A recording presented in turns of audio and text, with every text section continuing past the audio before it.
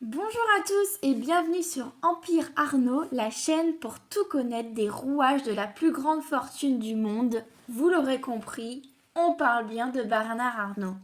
Pour cette première édition, nous avons fait le choix de vous parler d'un sujet qui nous anime toutes et tous, la réforme des retraites. Et comme vous le savez, le patron de LVMH est la figure qui revient le plus souvent dans les discours, notamment au sein de la France insoumise, mais aussi chez les manifestants qui brandissent de plus en plus des pancartes à l'effigie de Bernard Arnault pour exprimer leur mécontentement. En effet, l'homme qui détient plus de 188 000 milliards d'euros en fait rugir plus d'un et nous allons vous expliquer pourquoi. Alors que la France traverse une période sans précédent marquée par des crises multiples, la fortune des milliardaires français aurait quant à elle augmenté de plus de 200 milliards d'euros depuis 2020, soit une hausse de 58% selon le dernier rapport de l'Oxfam. Mais cela ne s'arrête pas là. Toujours selon ce rapport, depuis 2020, 2 tiers des richesses mondiales produites ont été captées par les 1% des plus riches. De quoi payer par exemple 2 ans de facture de gaz, d'électricité et de carburant pour l'ensemble des Français.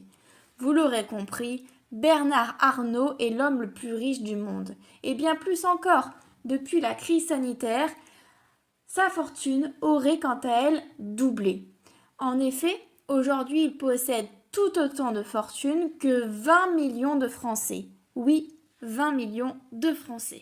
Selon Emmanuel Le Chypre, éditorialiste économique français qui s'est exprimé sur BFM TV, prendre 2% de la fortune de Bernard Arnault est faisable en théorie seulement, mais cela reste un peu plus compliqué en pratique.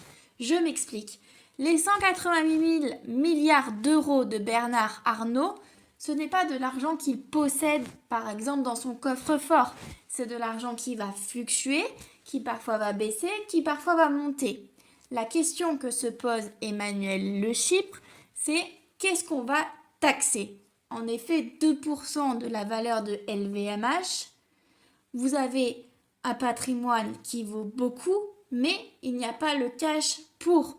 Donc, il faudrait que Bernard Arnault vende des actions pour pouvoir avoir cet argent de 2% de 188 000 milliards d'euros. Mais le problème qui va se poser, c'est que Bernard Arnault peut décider de partir parce qu'il ne veut pas vendre d'actions.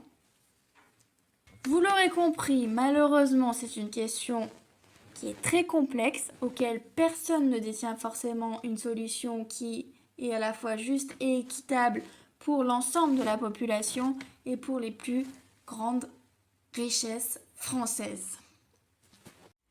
N'hésitez pas à partager un petit commentaire, à partager cette vidéo si elle vous a plu, à lâcher un like ou à faire toute autre action qui pourrait nous faire gagner en visibilité. Voilà, vous l'avez compris, pour nous c'est très important puisque c'est notre première vidéo et qu'on a vraiment envie de vous fournir encore plus d'informations sur la vie et les actus qui concernent Bernard Arnault. Merci à tous pour votre écoute.